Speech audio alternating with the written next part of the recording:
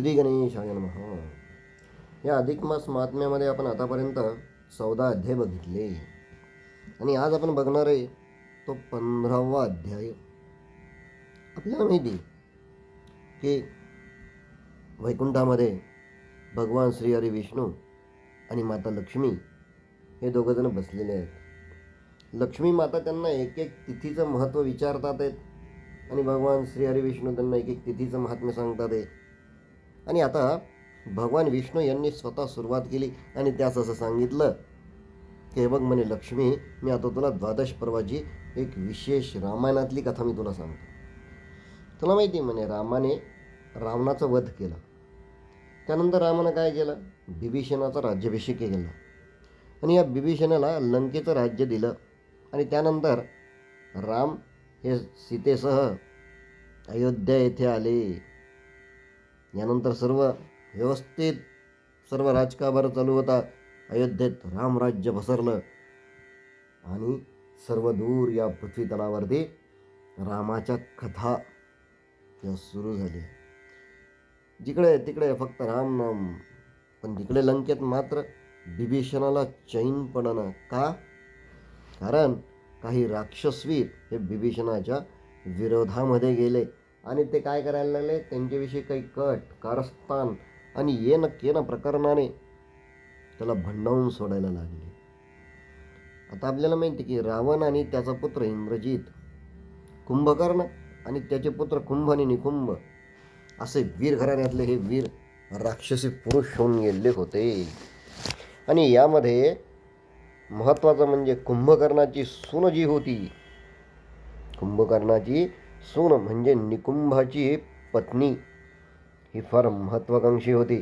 तिने बिभीषणाचे विषय मात्र आता वेगळं कारस्थान रचायला सुरुवात केलं. काय केलं तिनं की लंकेच्या राजपदावर बिभीषणाऐवजी आपला पुत्र म्हणजे कुंभकर्णाचा नातू म्हणजे निकुंभाचा पुत्र पुंडरीक याला बसवायचं तिने ठरवलं.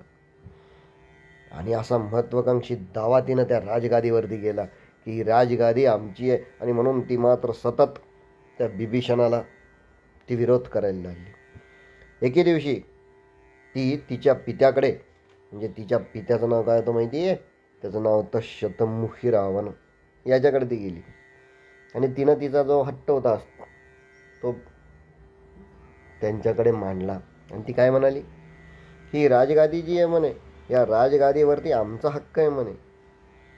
आणि मग त्या शतमुखी रावणसुद्धा म्हणाला, हो तो लंकापती दशमुख रावण तो तर अगदी मूर्ख होता म्हणे, त्यानं आपल्या सगळ्या कुळाचा घात करून टाकला म्हणे. त्यानं म्हणे युद्धाच्या वेळी जर मला बोलवलं असतं तर मी एका क्षणामध्ये त्याचा वध केला असता हो म्हणे. आणि काहीच नाही म्हणे. ठीक आहे म्हणे, आता एक काम करू म्हणे, मी आता लंकेवर स्वारी करतो, बिभीषणाकडून ती राजगाडी काढून घेतो आणि माझा जो नातू आहे पुंडरीक याला त्यावरती बसवतो. आणि असं म्हणून हा मात्र आता लंकेला वेढा घालायला निघाला. आला शतमुखी रावण लंकेजवळ आला. त्यानं पूर्ण लंकेला वेढा घातला. बिभीषणासोबत त्याचं घनघोर युद्ध झालं आणि शेवटी काय झालं, बिभीषणाचा त्यानं पराभव केला. आता बिभीषणाचा पराभव केला, मग बिभीषणानं काय केलं, तो आकाशमार्गे मात्र पळून गेला. आणि तो कुठं आला, तो आला आता अयोध्येत. अयोध्येत आल्यानंतर भगवान श्रीरामाची त्यांनी भेट घेतली. श्रीरामांनी चौकशी केली की काय तुम्ही अशा अचानक कशा काय आलात. मग त्यानं सगळं त्याचं दुःख जे होतं ते श्रीरामांना सांगितलं. आणि त्यानं असं सांगितलं की म्हणे तो शतमुखी रावण जो आहे त्यांनी माझ्यावरती आक्रमण केलं आणि मला पराभूत केलं. ते ऐकून रामाला थोडंसं वाईट वाटलं आणि त्यावेळेस रामप्रभू म्हणाले की माझा परमभक्त बिभीषण याला जो त्रास देईल त्याला मी शिक्षा केल्याशिवाय राहणार नाही. आणि मग ते त्याला असं बदललं की बिभीषणा, आज अधिक मासातली म्हणजे या पुरुषोत्तम मासातली आज एकादशी आहे, माझं साधन द्वादशीचं व्रत आहे. मी आत्ताच्या आत्ता निघून त्या शतमुखी रावणाला ठार करतो आणि तुला पुन्हा उद्याच्या उद्या लंकेच्या गादीवरती बसवतो. आता श्रीरामाचं ते प्रतिवचन ऐकून बिभीषण म्हणाला, महाराज ही प्रतिज्ञा तुमची कशी शक्य होईल. म्हणे काय झालं. तो शतमुखी रावण किती प्रबळ आहे म्हणे, तो आता लंकेत नाही, इथून 5 कोटी योजने दूर या दधी समुद्रात, त्या समुद्राच्या मध्यभागी लक्ष योजने लांबी रुंदीच्या विशाल बेटावरती त्याचं साम्राज्य पसरलेलं आहे म्हणे. आणि शिवाय त्याचं साम्राज्य पसरलेलं आहे आणि त्यानंतर म्हणे तुम्हाला तिथे जायला कितीसा वेळ आहे म्हणे, त्यामुळे तुम्ही एवढं हे करू नका, तुम्ही थोडंसं. तरी त्यांनी रामाने त्याला सांगितलं की मी तुला सांगतोय की मी तुला उद्याच्या उद्या हे सर्व प्राप्त करून देईल. तेव्हा थोडंसं विभीषणाला अशक्य वाटलं. तेव्हा पुन्हा एकदा श्रीरामाचं म्हणाले बदले, हे बघ मी एक वचनीय आहे, माझी प्रतिज्ञा आणि द्वादशी व्रताचा भंग मी होऊ देणार नाही, कारण माझ्या भक्तासाठी मात्र वाटेल ते मी करायला तयार आहे. आणि म्हणून भक्तीची शक्ती ही किती श्रेष्ठ असते याचं प्रत्युत्तर तुला उद्या दिसून येईल म्हणे. आणि त्यावेळेस मग भगवान श्रीरामांनी काय केलं, तात्काळ त्यांचा असलेला रामदूत वायुपुत्र हनुमान याचं स्मरण केलं आणि ताबडतोब त्याचं स्मरण करताच भगवान हनुमंत त्याच्यापुढे येऊन उभे राहिले. आणि मग त्यांनी विचारलं की प्रभुराया काय आज्ञा आहे. आणि मग आता राम, हनुमान, बिभीषण हे तिघही जण, आणि मग रामाने सांगितलं की तो शतमुखी रावण जो होता म्हणे त्यानं याला कसं पराभूत केलं आणि मी आता ही प्रतिज्ञा घेतलेली आहे म्हणे. तेव्हा ते म्हटलं की हो म्हणे देवा, तुम्ही प्रतिज्ञा घेतली, मी तयार आहे, चला म्हणे आपण जाऊया.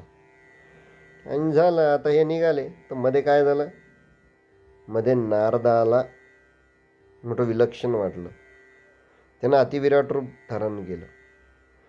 नारदाला थोडं विलक्षण वाटलं, हे कसं शक्य आहे. पण त्याच वेळेस नारदासमोर हनुमंतानं अतिविशाल रूप, अतिविराट रूप त्यानं धारण केलं आणि एका खांद्यावर रामाला आणि दुसऱ्या खांद्यावर लक्ष्मणाला बसवलं. आणि अक्षरशः इतके विशाल रूप होतं की एक एक रोमावरती 18 पद्म वानर दल. आता आपल्याला पद्म ही संख्या जर कधी आपण आज गुगलला टाकली तर आपल्याला कळून येईल की कशा प्रकारचं पद्म कशा प्रकारे म्हणतात. आणि मग त्याच वेळेस हे जेव्हा मोठ्यानं त्यानं भूभुतकार केला आणि दधी समुद्रावरती त्यानं उड्डाण घेऊन तो त्या दधी समुद्रावरती आला, त्याला वेढा घातला. आता आकस्मिक झालेला प्रकार पाहून शतमुखी रावण तर गडबडून गेला. पण त्याच वेळेस बिभीषणाला आठवलं आणि मग यानं काय केलं, युद्धाला सुरुवात केली. दोन्ही पक्ष एकमेकांना भिडले आणि सर्व वानर सैन्य हे त्याच्यावरती तुटून पडलं. पण काय करणार, थोड्याच वेळात वानर सैन्य हे सुद्धा मूर्छित पडायला लागले. कारण हा शतमुखी रावण जो होता ना, हा मायास्त्रामध्ये तो अत्यंत प्रवीण असल्या कारणाने वेगवेगळ्या प्रकारचे अस्त्र तो यांच्यावरती चालू लागला. आणि मग त्याच वेळेस त्यानं एक संवहनास्त्र म्हणून एक अस्त्र असतं ते यांच्यावरती टाकलं आणि त्यामुळे यांना गुंगी येऊ लागली. त्याच वेळेस नारद मुनी तिथे प्रकट झाले आणि त्यांनी सांगितलं की रामा, हा दैत्य जो आहे याला शिवाचं वरदान आहे, तो असा आटोपणार नाही, कारण याच्या मागे आदिमाया आहे. त्यावेळेस त्या लंकेश दशमुखी रावणाचे नखरे पाहतात सीतेने जे केले, आणि म्हणून त्यानं असं सांगितलं की याचा वध जो आहे ना म्हणे, हा तुमच्याकडून नाही आहे म्हणे, हा फक्त सीतेकडून होईल. कारण आपल्याला माहिती आहे सीतामाता कोण होत्या, ह्या साक्षात आदिमाया होत्या आणि याला कोण प्रसन्न होता, ती आदिमाया. आणि मग त्याच वेळेस श्रीरामांनी हनुमंताकडे पाहिलं, हनुमंताला समजलं आणि त्यानं थेट उद्धान केलं आणि तो अयोध्येत परत आला. अयोध्येत परत आल्यानंतर महाराणी सीतामाताकडे तो गेला. माता झोपलेल्या होत्या. मग हनुमंतानं काय केलं, मातीत झोप मोडली का, नाही नाही नाही, माता निद्रावस्थेत असताना त्याने ते तसाच तो महाल संपूर्ण उचलला आणि थेट इकडं रणभूमीवरती आणून ठेवला. आता या सगळ्या गडबडीमुळं काय झालं, सीतेला पटकन जाग आली, ती दचकली बिचारी. आणि मग रामाने तिला अगदी थोडक्यामध्ये सर्व युद्धाची वार्ता सांगितली, तिच्या हाती धनुष्य दिलं आणि धनुष्य दिल्यानंतर पुन्हा एकदा माता सीतेने अतिप्रचंड अशा प्रकारचं स्वतःचं रूप धारण केलं आणि बाणांचा वर्षाव कमी केला. आणि त्याच वेळेस शतमुखी रावण, आपल्याला माहिती आहे रावणाचाच भाऊ, हे कसे युद्धनीतीत म्हणजे अगदी कुटील युद्धनीती ज्याला म्हणतात त्याच्यामध्ये प्रवीण असतात. आणि मग त्या शतमुखी रावण असं वाटलं की काय रामा म्हणे, अरे म्हणे काय केलंस म्हणे, तुला युद्धात जिंकण्यासाठी एका तुझ्या स्त्रीचा तुला सहाय्य घ्यावं लागतंय म्हणे, काय पुरुष आहे म्हणे, याला काय पुरुषार्थ म्हणताय काय, हा पुरुषार्थाला सगळ्यात मोठा असलेला कलंक आहे म्हणे. मग त्याच वेळेस या सीतेने आदिमायेचे प्रचंड रूप धारण केले आणि अनेक बाणांचा वर्षाव त्याच्यावरती केला. आणि त्याच वेळेस ती सीता घनगंभीर आवाजात असं बदली की रावणा, दुष्टबुद्धी, तुझी लंकाचीच बुद्धी आहे आणि तुझी बुद्धी जी आहे आणि तुझं आधिपत्य जे हे 10 भागात विभागलेलं आहे म्हणे. पण पण तुझी 100 ठिकाणी म्हणजे 100 ठिकाणी विभागलेले हे सर्व राज्य जे आहे म्हणे, या राज्यामुळं तू काय केलं, बिभीषणाचा घात केला आणि त्याचा परिणाम मी आता तुला भोगायला लावणार आहे. आणि म्हणून असा एक बाण दिनं त्या शतमुखी रावणाकडे सोडला. त्याच वेळेस त्या शतमुखी रावणानं सुद्धा जय सीताराम असं म्हणून त्यानं स्वतःचा प्राण सोडला. आणि तो जसं गतप्राण झाला तसं मात्र इतर सैन्य पळून गेले. मग सीतेने पुन्हा एकदा आपले सौम्य रूप धारण केले.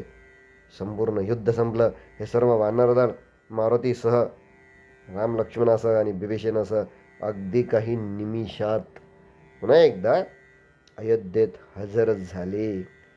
ते पाहून पुंडरीक जो होता तो मात्र आता बिभीषणाला शरण आला. मग रामाने पुंडरीकासोबत पुन्हा एकदा बिभीषणाला लंकेच्या सिंहासनावरती बसवलं आणि पटकन मारुतीच्या साह्याने ताबडतोब अयोध्येत येऊन साधन द्वादशीच्या व्रताची पारणा केली, पूर्तता केली.